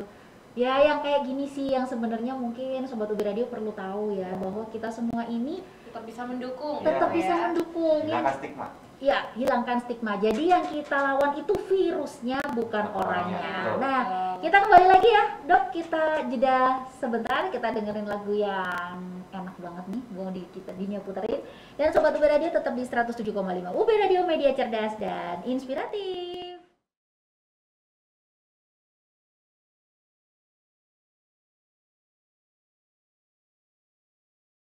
Beradaptasi dengan istilah adaptasi kebiasaan baru nih Sobat UB Radio, karena yang new normal itu justru bikin kita jadi ambigu gitu loh, karena kita merasa ini udah normal-normal aja, padahal enggak, sebenarnya kita masih harus disiplin dalam apa ini dok namanya, menghadapi virus COVID-19 ini. Kita harus disiplin ya dengan aturan-aturan protokol kesehatan yang sudah ditetapkan gitu ya dok ya. Nah, ini banyak banget simpang siur hoax terkait dengan virus COVID-19 nih, Dokter Ayunda dan Dokter Diarisa. Nah, sejak awal pandemi ini banyak sekali hoax dan info yang simpang siur itu beredar gitu. Nah, gimana kita cara menyikapinya supaya kita nggak termakan hoax-hoax itu gitu dok? Dokter Diarisa, baik. Kalau saling pandang saya yang tunjuk. Baik, jadi kalau ada informasi, Ya. percaya pada ahlinya. Wih. Gitu aja. Tidak perlu melihat atau mendengar atau mencari berita-berita yang bukan dari ahlinya. Karena kalau bukan dari ahlinya, tanpa ada kapasitas untuk belajar, apalagi belajar dari YouTube atau dari blog atau dari mana, Influencer itu ya. Kita tidak bisa percaya. Misalnya percaya dari ahlinya, karena ahlinya yang belajar. Contohnya kita menjelaskan virus, contohnya kita bicara virus kayak gini, mungkin teman mikro yang bisa jawab ya. Jadi virus itu kayak gini, dia ada DNA-nya dan sebagainya, ada RNA-nya dan sebagainya, itu kan sulit untuk diterima masyarakat. Masyarakat akan menerima yang gampang-gampang saja. Oh, yang di YouTube ada ini konspirasi nih, pasti konspirasi kan gitu. Tapi ketika kita bisa percaya dengan ahlinya, itu sebenarnya lebih aman. Cara untuk gampang untuk bisa kita menolak hoax. Hoax itu adalah percaya pada ahlinya, dengarkan dari ahlinya saja. Baik, jadi sekarang karena saya ketemu ahlinya maka saya cek fakta. Waktu saja, mungkin saya tahu yang ahli masalahnya. Tapi karena dokter memang ada dari sisi kesehatan Ya. dong, pastinya Iya, tahu kalau siap. secara umum bisa lah, Oke. gitu ya dok ya. Nah ini cek fakta Dokter Ayunda, wes. Berasa ditanyain ya. Merasa ditanyain. Siap. Kuis ujian. Baik dok, ini terkait tentang masker bedah yang dicuci dan disetrika untuk dipakai ulang, itu apakah benar atau enggak dok? Masker bedah Enggak. langsung enggak ya? Enggak, kalau masker bedah sekali pakai. Ya ini kayaknya waktu itu karena Yang langka itu ya. kesusahan sekali Ya, betul, gitu, betul, jadi betul. masker ini langka, wis masker yang ada gitu kan banyak juga waktu itu mbok-mbok di pasar itu kan Betul. pakai masker bedah, rupanya itu masker yang dipakai ulang gitu kan, Ya. jadinya bener apa ya kepepet ya dok ya gitu. Bahkan kita pernah dapat donasi itu tuh kayak masker bekas, jadi kayak mungkin di reuse gitu ya. Terus habis itu ada yang masih cacat-cacatnya gitu, terus ngelemnya itu bukan lem yang ditindas gitu, kayak lem tembak. Oh. Iya. Jadi hati-hati juga sih memang kalau kita Donasi dok. Iya, jadi salah beli orangnya, tertipu Kasian gitu. banget. Zaman dulu masih yang langka itu Ya, ya. ya. Kalau sekarang sih masker udah banyak ya, Sudah mulai, Ya, nggak harga mulai normal. harga normal ya. Terus hand sanitizer juga nggak langka lagi. Ya, betul. Saya sempet tuh pakai DIY hand sanitizer yang alkohol dicampur apa sih, ya ampun sampai segitunya. Nggak dapet dok. Jadi kadang ya udah beli alkoholnya aja, alkohol yang 95 itu loh. Kan ada 90 apa ya? 70 enggak? Enggak Oh 70. ya, 95%. Saya beli yang atas karena Ya, betul. katanya kalau di DIY-nya itu gitu kan, itu kalau dicampur-campur sama kayak gel untuk aloe vera biar nggak terlalu ini tuh akan turun gitu loh kadar alkoholnya, makanya Oke. harus dicari yang tinggi gitu sih katanya Ya. dok ya. Waktu itu pokoknya panik gitu ya, nggak punya hand sanitizer kecil gitu, tinggal separuh juga Iya. buat orang semua, wah udahlah beli aja gitu kayak. Jadi bikin di DIY gitu dok. Nah ini ada cek fakta lagi nih, jamu tradisional bener nggak sih dok itu mampu menangkal COVID-19? Meningkatkan daya tahan tubuh mungkin bisa, tapi untuk membasmi virus, antivirus tidak. Butuh proses ya untuk penelitian lebih lanjut gitu. Gitu. Jadi memang untuk meningkatkan imunitas, Iya. iya, tapi Bisa untuk jadi. bahwa benar-benar dia obatnya itu belum bisa dipastikan. Iya, gitu sesuai ya. riset yang sudah ada seperti itu. Nah sebenarnya itu kan juga ikhtiar-ikhtiar juga ya, Iya. Dokter Diarisa ya, juga Dokter Ayunda. Ikhtiar-ikhtiar yang dilakukan orang-orang supaya ya gimana caranya supaya kita sehat nggak sakit gitu loh. Iya. Gitu. Kalau dari tanggapan dari medis sendiri, kalau melihat dari sekarang marak banget herbal-herbal nih di masa seperti ini nih gimana dok? Ya silakan aja, enggak apa-apa. Asal nggak overclaim Iya, gitu ya, asal jangan overclaim. klaim berlebihan. Kita juga ada risetnya gitu kan, fitokimia bagaimana herbal seperti apa, penggunaannya berapa sih, dosisnya itu ada sudahan. Asal jangan overclaim jadi antivirus, semua virus akan hilang setelah minum 1 kali, itu kan juga agak berlebihan Iya, betul, gitu ya. betul. Tapi itu ayah saya pun ibu saya mengakui itu, maksudnya pokoknya ya saya ditahu itu pokoknya jamu dari ayah tuh diminum loh ya tiap hari, jangan sampai itu anti corona. Nah gitu. Bisa banget nih. Bisa jelaskan bagaimana fenomena itu ya. Anti corona itu pokoknya kayak gitu ya dok. Iya, enggak apa-apa, diminum aja. Diminum aja. Itu kan berbakti pada orang tua. Iya betul. Kalau meningkatkan imunitas tubuh, cuma tetap protokol kesehatan wajib. Betul. Nah kemudian ini dok, benarkah termometer gun yang diarahkan kepala bisa merusak otak? Dok ada yang gitu kan laser gitu kan, Ya, ciu ya. gitu kan itu bisa. Ya, Ini kalau mau bicara tentang bahasa medisnya ya, kita ada yang namanya Health Technology Assessment, penilaian teknologi kesehatan nih. Nah, di situ kita itu sudah pasti memastikan apapun yang digunakan untuk terapi, screening, bukan dari awal sampai akhir pemeriksaan itu aman gitu untuk manusia. Sudah melalui Uji klinis. gitu.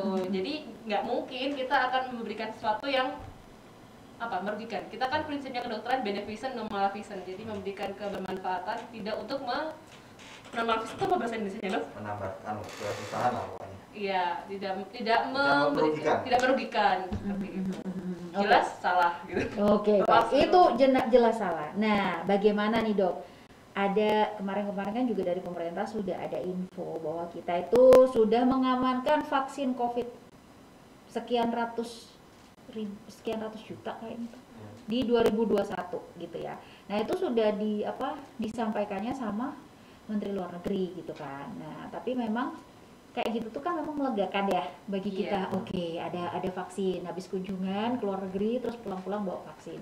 Terus di Indonesia juga ada tuh vaksin merah putih kan yang katanya sekarang lagi diuji lagi kan akan menjadi obat lah istilahnya. Vaksin itu akan membuat kita jadi imun terhadap COVID-19 gitu. Nah itu bagaimana kita menyikapinya dok? Karena ketika kita dengar kabar baik itu, ada dampak yang juga kurang baik gitu. Karena nanti kita bakal ada vaksin tenang aja. Gitu. Iya. Gimana dok? Yang pertama saya mengaminkan ya, itu hal yang disemogakan terjadi, maksudnya kita punya kekebalan tubuh yang baik gitu dengan adanya vaksin itu. Tapi kita juga tahu namanya vaksin flu yang lain itu seasonal ya, season artinya tiap tahun bisa jadi dia harus ada booster lagi gitu. Bisa Gimana jadi dok? seperti itu. Jadi kita harus tahu nih bahan ini efektivitasnya seperti apa. Mungkin bukan karena saya menjelaskan ya lebih jauhnya, tapi hal seperti itu harus diperhatikan, jangan sampai kita malah merasa udah aman nih dengan vaksin ini gitu. Karena ada ketentuan berlaku, misal seperti vaksin campak, vaksin apa untuk anak-anak gitu ya, itu kan tidak hanya sekali, ada yang booster berapa kali. Dan mungkin kalau yang vaksinnya dia sifatnya tahunan seperti apa. Jadi kita masih harus mengikuti protokol nanti dari kementerian. Kalau yang vaksin ini bisa berfungsi seperti apa caranya gitu. Artinya memang vaksin pun ada update-nya ya dok? Sip.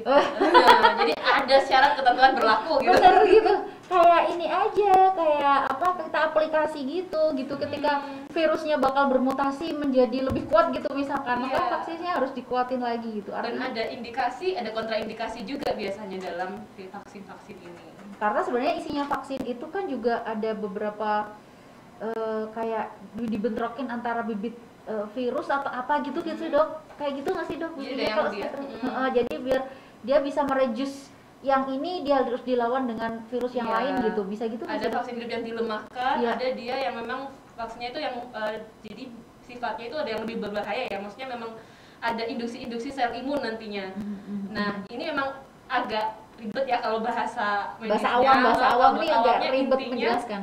Intinya sih tidak gampang gitu ya untuk bisa menimbulkan respon imun gitu dalam tubuh kita sebenarnya. Baik dok, ini kalau misalkan kita ngomongin soal vaksin lagi kembali itu juga saya teringat kalau karena anak kita imunisasi gitu ya, itu kan pasti ada demam-demam juga gitu ya. Ya yang kontranya ini tadi ya, kontraindikasi ya dok, ini tadi yang memang harus kita siapkan juga ya, itu gimana dok? Yang jelas untuk masalah vaksin ini kan kita belum tahu, karena kalau contohnya yang obat yang sudah ada atau vaksin sudah ada, kita tahu ini ada efek sampingnya, ada kejadian ikutan pasca imunisasi atau pasca vaksinasi, kita sudah tahu. Kan ini kan benar-benar baru, sehingga kita belum bisa jawab sebenarnya untuk ini. Biarkan nanti para ahlinya bekerja, dan kita berharap yang terbaik. Kita boleh berharap, tapi jangan terlalu berharap gitu aja. Segala sesuatu yang terlalu itu kalau tidak kena nanti sakit. Sakitnya tuh di sini. Iya, betul. Jadi jangan terlalu berharap tuh sobat Berharap Ubay. boleh, ya. Oh berharap boleh. Tapi jangan terlalu. Jangan berlebihan. Jangan berlebihan seperti kita mengharapkan cinta gitu. Oh. Berat. Ngarep-ngarep cinta ternyata bertepuk sebelah tangan. Aduh. Jadi ke situ.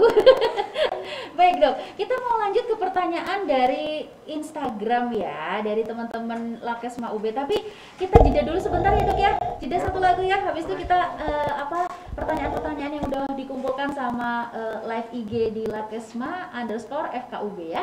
Nanti kita kembali lagi sobat UB Radio, tetap di 107,5 UB Radio, media cerdas dan inspiratif. Yuda juga dan Dokter Deriza juga teman-teman dari Lakesma FKUB. Kita masih ngobrolin tentang bagaimana kita menyiapkan diri menghadapi adaptasi kebiasaan baru. Bukan menyiapkan diri ya dok ya, kita udah berada di zona itu gitu ya. Kita harus siap mau nggak mau. Tapi kita meningkatkan pengetahuan kita dalam adaptasi kebiasaan baru ini harus gitu ya.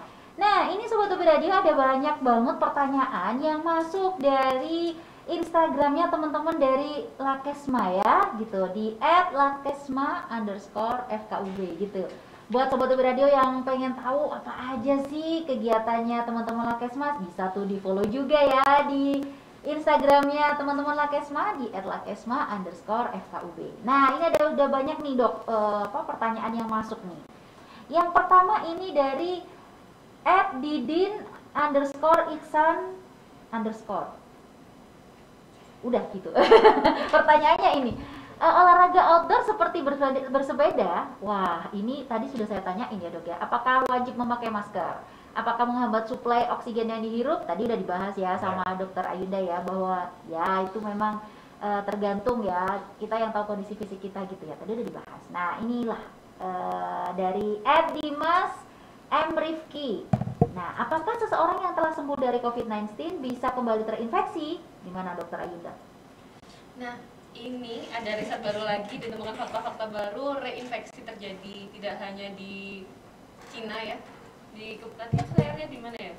Saya lupa, Shanghai itu mana itu. Jadi memang dia sudah pernah terinfeksi dan mulai bulan Maret April itu kemudian sembuh, Agustus ini muncul reinfeksi lagi.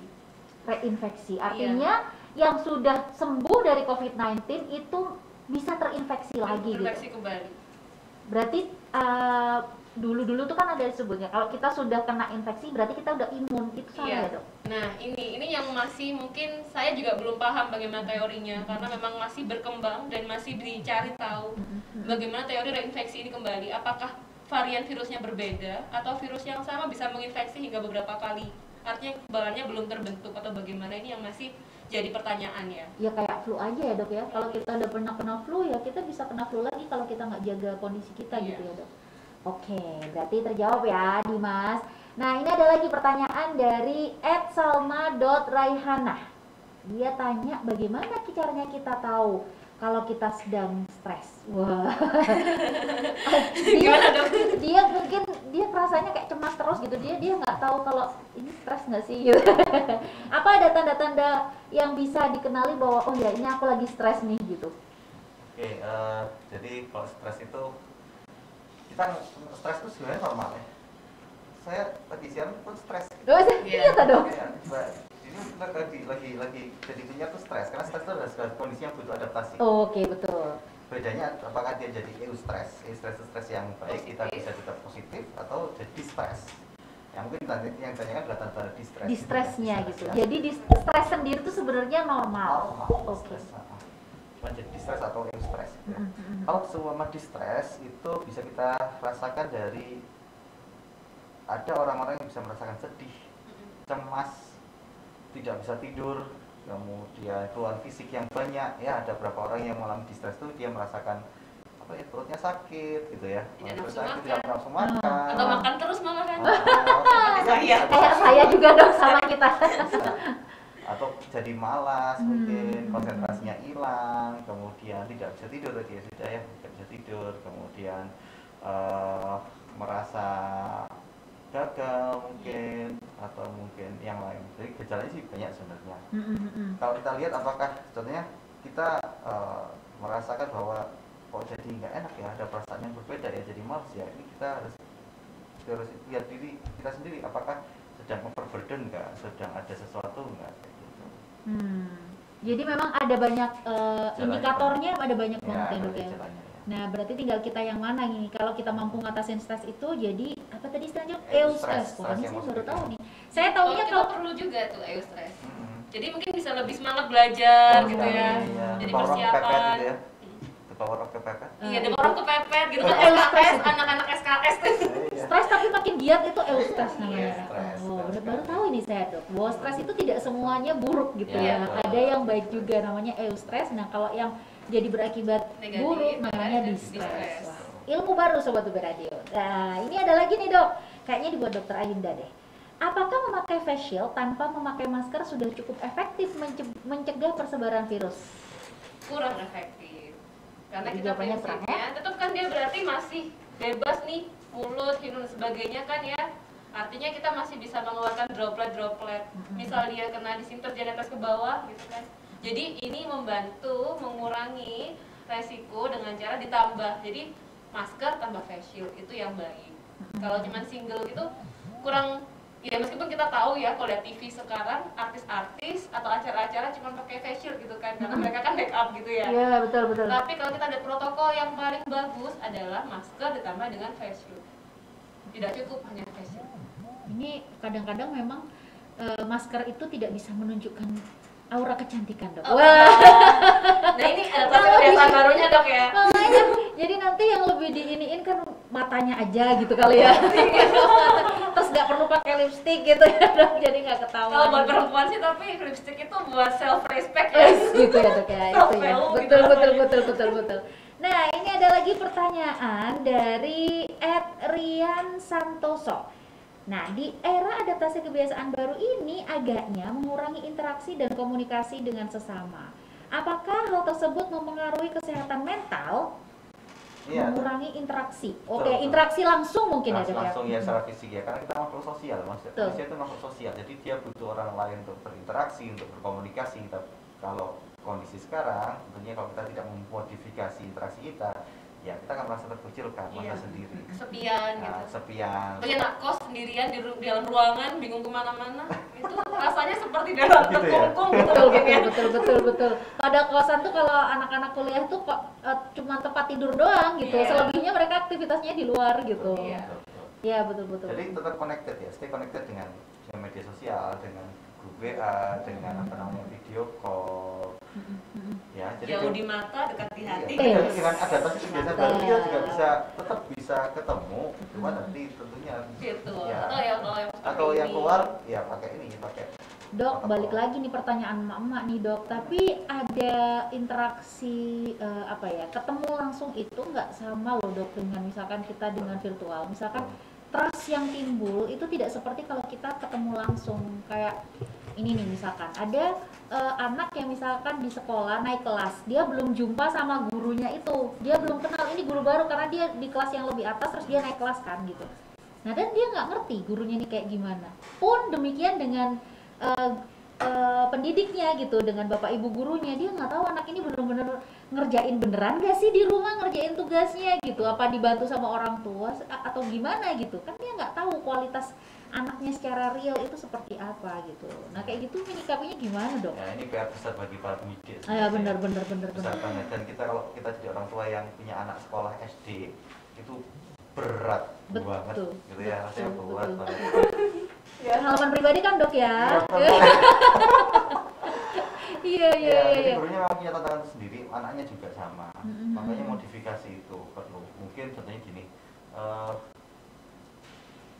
ada sesi tertentu ya online antara guru dengan murid juga ada yang sesi daring, mungkin ada sesi luring, tapi tetap dengan, karena kita namanya AKB ya, sesi baru, dengan tetap memperhatikan protokol kesehatan. Ada beberapa sekolah yang menerapkan anaknya tidak ke, atau gurunya yang keliling ke masing-masing rumah, itu juga ada. Oh ada gitu ya dok? Ada guru yang seperti itu. Baru tahu, biar trust itu tadi tertumbuh Iya, gitu ya. Baik. Karena anak-anak SD itu lebih percaya pada gurunya daripada orang tuanya kan gitu. Itu bener. Orang tuanya galak soalnya kalau jadi guru. Ya itu jadi bosan di rumah enak sama bu guru.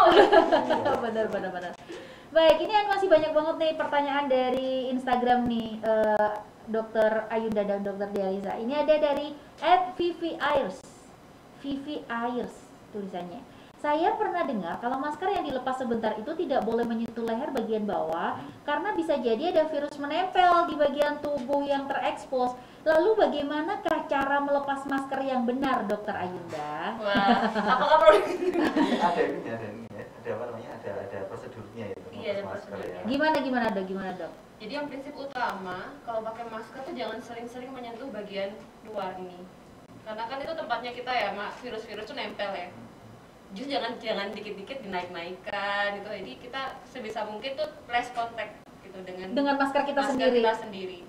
Jadi kalau kita mau lepas yang mana? Talinya gitu ya. Talinya kita buka, kita lepas. Kalau memang mau makan, misal sudah ada prosedurnya di rumah sakit, jadi kita sediakan entah gampangnya kertas gitu ya, kertas taruh di situ terus kita lipat. Nanti setelah saya makan, berarti kita bener-bener nggak megang masker kita bagian luar sama sekali. Iya sama sekali. Saya baru tahu loh dok.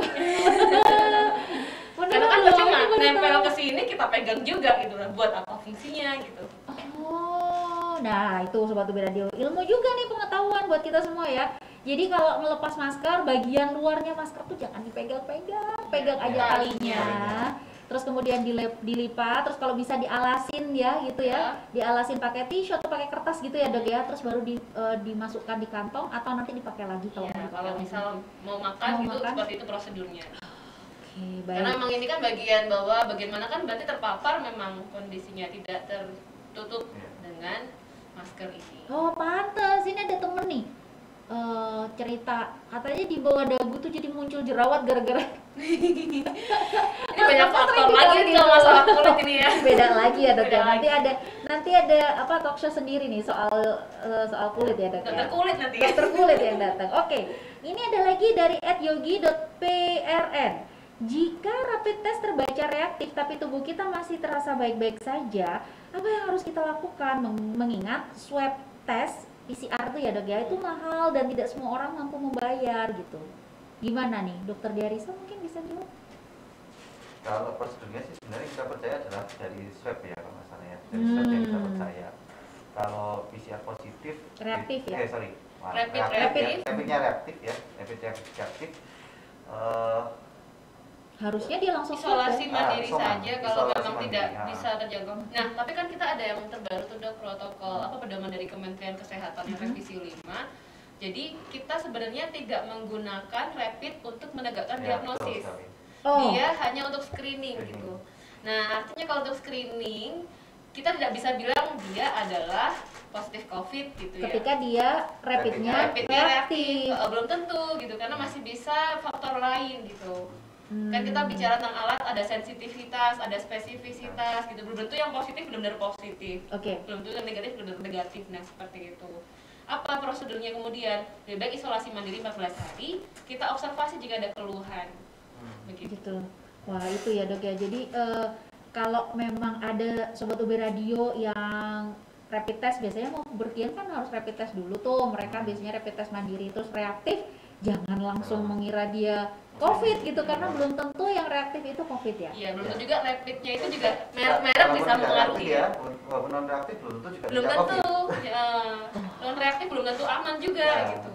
Jadi fungsinya rapid ini apa Nah dong? itu Nah, Screening memang, tidak penanasan. tegak Screening ya. diagnosis. Bukan untuk diagnosis. oh jadi penegakan diagnosis tetap dengan PCR ya dok ya?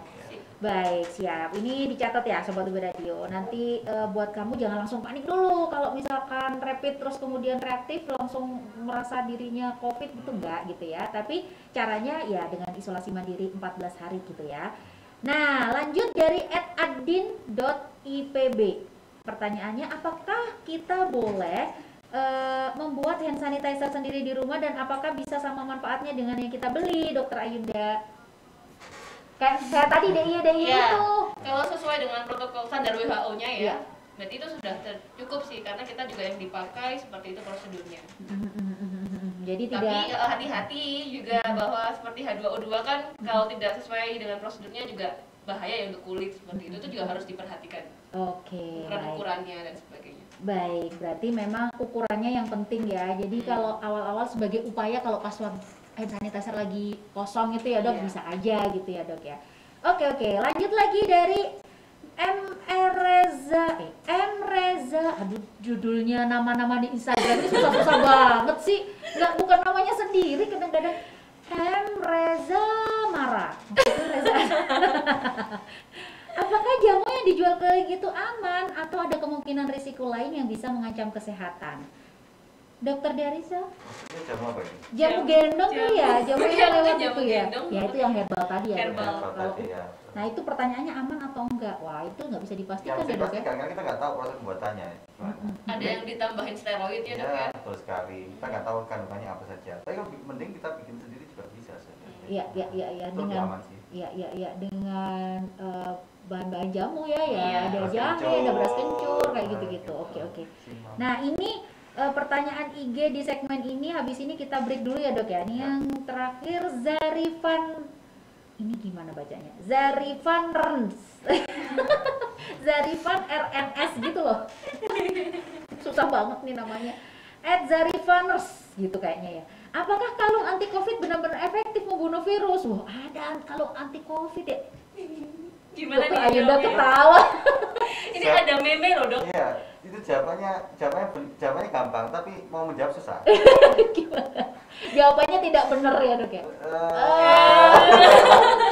Belum jawabannya- teruji secara klinis Iya. gimana kalau? Gimana? Ya gitu aja Ya. deh pak. Saya yang jawab. Ini karena memang saya nggak bisa jawab secara ini karena Secara medis, iya karena supranatural dok. Salah lagi saya ngomong nanti. Wah ada yang protes Iya. ini. Evidence-nya kita belum punya ya, ya. kita belum punya, Iya, kita iya, bisa iya. jawab. Jadi ya belum bisa dipastikan kebenarannya Ya. gitu ya dok ya. Jadi tetap harus hati-hati riset. dengan apapun yang muncul, apapun yang beredar itu perlu kita konfirmasi sekali lagi pada ahlinya seperti yang tadi Dokter Ya, Darisa dan Dokter Ayunda sampaikan gitu Penting ya. untuk menyaring informasi gitu ya sebelum sharing ke orang lain. Betul. Penting menyaring informasi sebelum sharing. Saling belum sharing. Iya. Saring sebelum sharing. Wes, itu kata kunci hari ini ya, kayaknya gitu ya. Sobat Ubi Radio, nanti kita kembali lagi ya ngobrol-ngobrol bareng Dokter Darisa dan Dokter Ayunda. Tentunya setelah lagu yang enak berikut ini.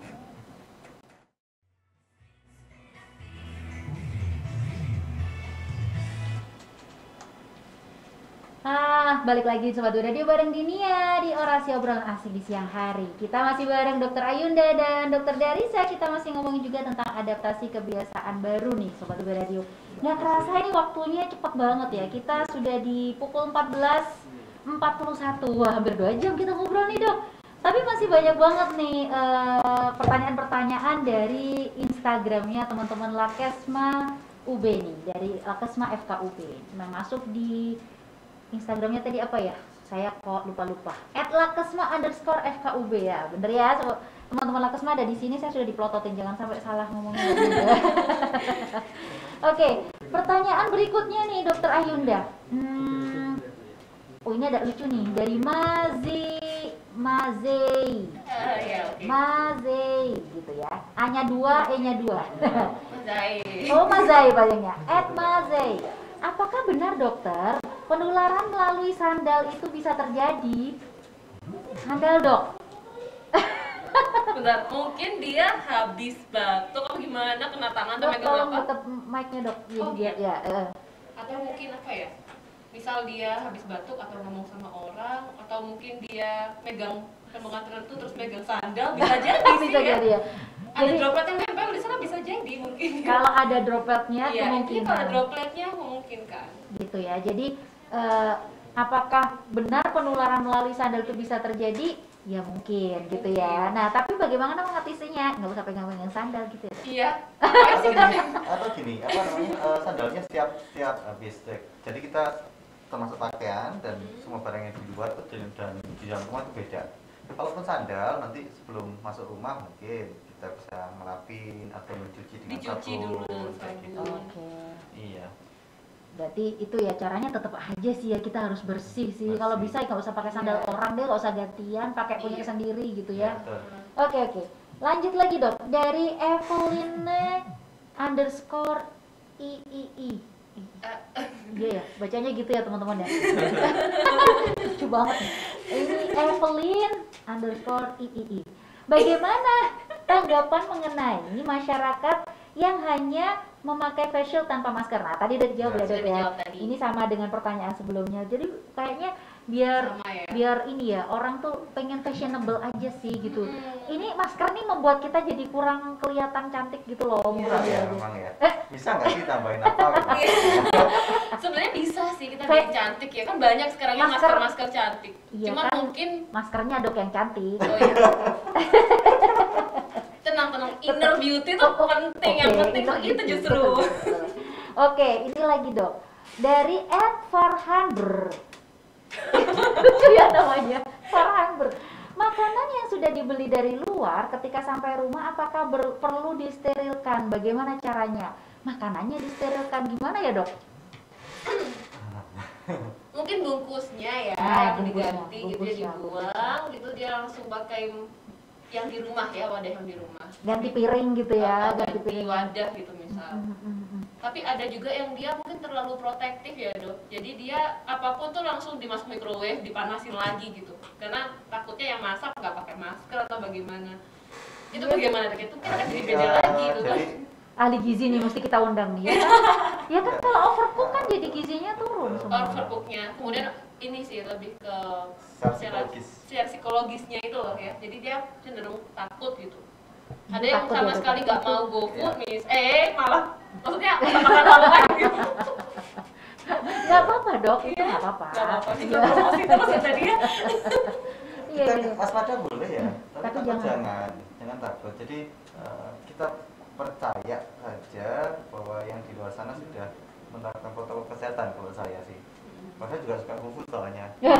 Praktis Jadi ya dok. praktis aja. Kalau memang udahlah percaya Bismillah, bukan apa-apa gitu. Iya. Ya. Atau mencari vendor yang dia Ya, kita yang aman. yakini Ya. pasti bisa menjaga gitu, Ya, dia betul. konsisten pakai maskernya. Oke baik. Ini ada lagi dok dari ini tadi sebenarnya pengen saya tanyakan juga. Ini ditanyain juga sama @afifahfarah22. Jadi dia tanya, ada isu perihal penularan COVID-19 ini lewat airborne. Apakah ada perbedaan tindakan adaptasi yang dilakukan untuk mengatasi ini gitu loh? Bagaimana cara mengatasinya, tindakan adaptasi kebiasaan baru dari penularan airborne? Sudah terbukti nggak dok? Tindakan medis, utamanya tindakan medis ya, yang selama ini risetnya itu. Dan kalaupun di WHO dikatakan bahwa yang seperti apa menimbulkan airborne ini pada yang menyanyi seriosa sampai yang ya teriak-teriak, kemudian itu kan mungkin lebih ada partikel-partikel kecil yang bisa terbentuk di situ, yang maksudnya aerosol itu ya. Seperti apa? Nah, kalau yang hindarilah aktivitas yang menimbulkan seperti itu gitu. Jadi tidak perlulah kita yang nyanyi sampai seriosa seperti itu. Kalau misal prosedur medis, akhirnya kita akan menyiapkan nih APD level berapa, level 3 sampai menggunakan masker N95 dan sebagainya. Cuma paling minimal paling enggak kita pakai masker ya. Itu yang paling bisa mencegah sebenarnya. Ya artinya. Masker face shield. Tapi confirm ya dok bahwa airborne itu memang Ada tapi tidak secara umum ya, pada prosedur tertentu. Menjawab ya Afifah Farah 22. Nah, ini ada nih dari nabil.rr. Apakah benar kematian akibat COVID-19 tidak hanya akibat dari komorbid tapi juga karena virus load? Viral load. Virus load ini tulisannya viral load ya? Itu gimana dok? Ini bahasanya sangat scientific nih, saya agak-agak ini kayaknya anak kedokteran juga nih kayaknya. Kalau kita bicara tentang data yang sudah ada, memang tidak semua kematian itu dengan penyakit komorbid atau penyakit penyerta. Ya, tapi juga kita perlu lihat data di baliknya bahwa untuk identifikasi penyakit penyerta kita masih rendah di Indonesia. Jadi kita kadang nggak tahu kok ternyata ada hipertensinya. Kita bahkan kadang nggak ngerti kalau punya riwayat resiko kanker gitu misal. Jadi ini juga salah satu pertimbangan karena kita screening Indonesia kan mungkin masih kurang bagus ya dibanding yang betul. Sehingga miss data bisa jadi data yang terrangkum dikatakan bahwa tidak ada penyakit komorbid gitu. Salah satu hal yang perlu kita pertimbangkan dalam data. Tapi kalau kita lihat dari data yang dihimpun oleh covid19.go.id ya, punyanya pemerintah, juga banyak yang meninggal itu tanpa penyakit komorbid. Tapi kalau ditanya apakah viral load-nya tinggi, nah ini saya kurang paham. Penelitian juga dan harusnya yang ada sesi khusus mungkin ya untuk ngomong tentang ini ya dok ya. Ya oke. Lanjut nih dok ke @hotma_lestari. Dia tanya, apakah masker kain? Oh sama nih. Apakah masker kain sudah dirasa cukup aman mencegah penularan? Ya itu ikhtiar lagi jawabnya. Daripada tidak sama sekali. Daripada tidak sama sekali. Nah lagi ya, karena masih banyak nih dok, saya agak kebut ya. @Sofia RHM. Bagaimana langkah efektif pencegahan COVID atau sosialisasi untuk masyarakat pesisir pantai dibanding pusat kota? Artinya masyarakat di pinggir. Nah, karakteristik dok untuk mengabdi masyarakat ya.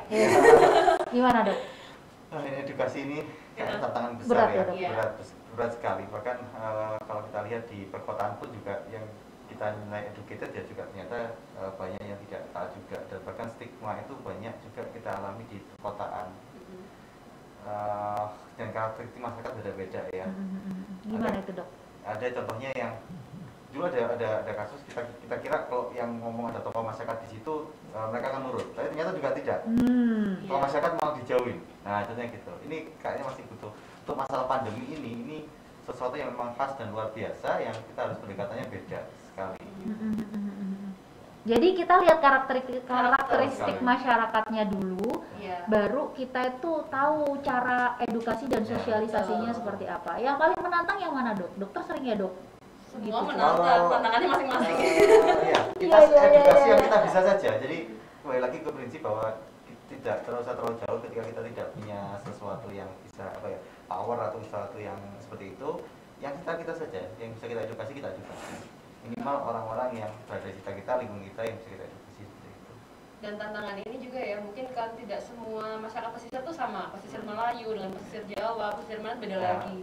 Jangan sampai kita terjebak oleh stigma-stigma yang menandakan bahwa orang pesisir seperti ini.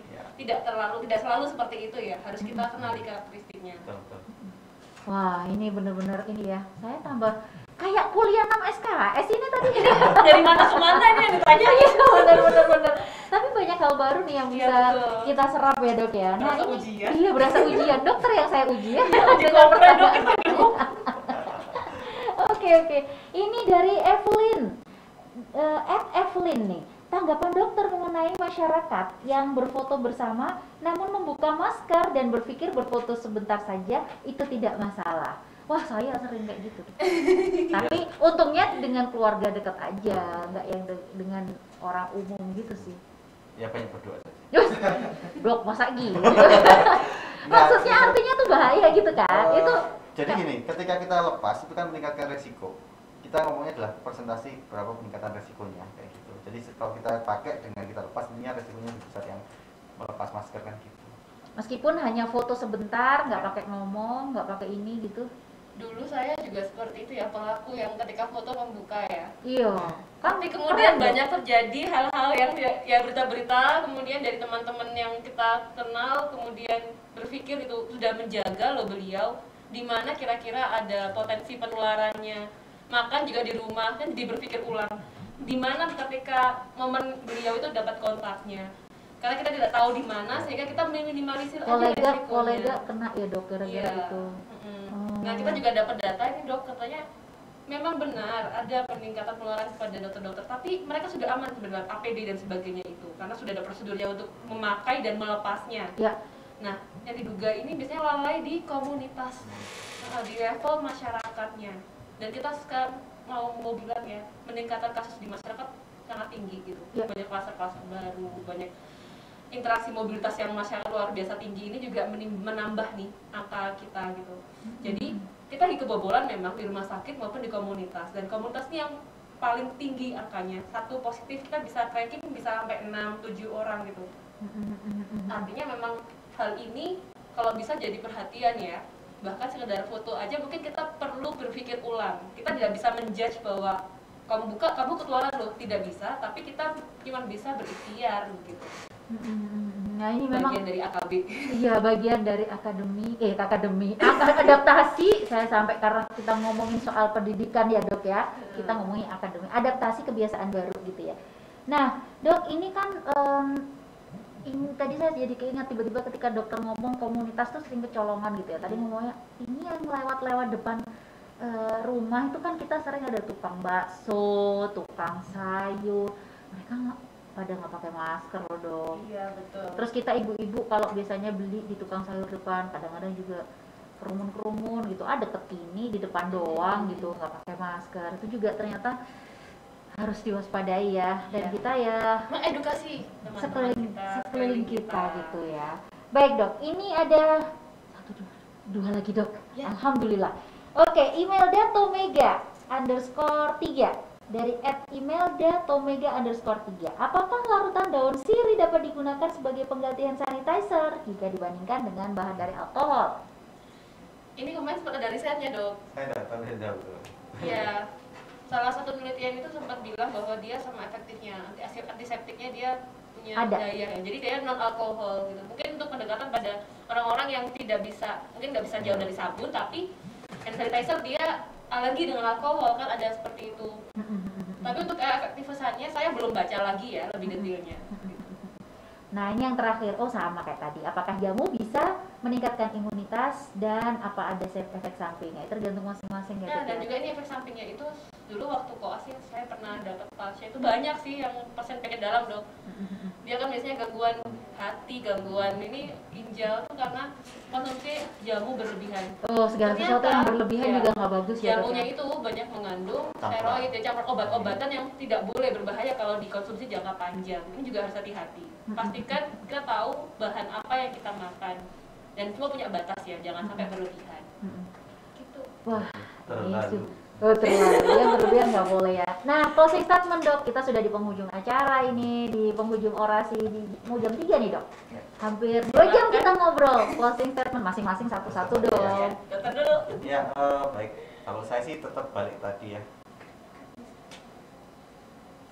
Waspada boleh, Ya, takut jangan. oke. Waspada boleh, takut jangan. Kalau dokter Ayunda, Saring sebelum sharing. wes. banget. Ini pesan yang bisa langsung kena di kita semua gitu ya, Sobat UB Radio.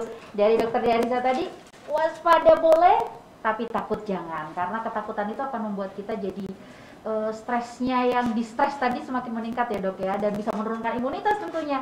Dan kalau dari dokter Ayunda tadi, saring dulu sebelum sharing. Wah seneng banget nih, makasih banget dari teman-teman Labkesma FKUB udah ke UB Radio, udah bikin talk show yang luar biasa ini. Dokter Ayunda, dokter Diarisa, terima kasih sharingnya. Saya senang banget dapat ilmu yang banyak ya tentang bagaimana meningkatkan pengetahuan kita, wawasan kita terkait adaptasi kebiasaan baru. Udah bener ya dok ya? Iya betul. Adaptasi. Istilah itu adalah istilah yang harus kita adaptasi sebagai pengganti dari new normal ya dok ya, agar kita lebih waspada. Tetap sehat Sobat UB Radio, terima kasih buat kamu yang sudah dengerin Dinia dari jam 12 tadi. Semoga apa yang sudah Dinia kasih tadi, talk show hari ini, juga lagu-lagu yang sudah Dinia putar, bikin hari kamu jadi semangat, bikin kamu menambah wawasan dan benar-benar bermanfaat. Sampai jumpa ya, hari Senin ketemu lagi di Orasi, obrolan asik di siang hari. Bye-bye!